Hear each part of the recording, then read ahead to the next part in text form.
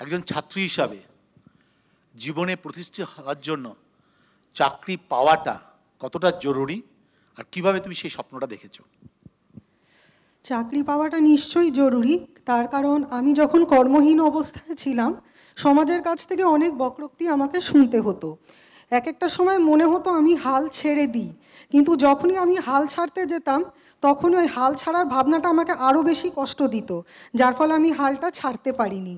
আর প্রস্তুতি বলতে আমার থেকেও অনেক সফল যারা আছেন তারা তো কিভাবে পড়াশোনা করেছেন সেটা তারা বলবেন, কিন্তু আমি যেটা বলবো সেটা অন্যরকম, সেটা হচ্ছে মানসিকতা, পজিটিভ অ্যাটিটিউড, সেটা কিন্তু রাখা অত্যন্ত দরকারি।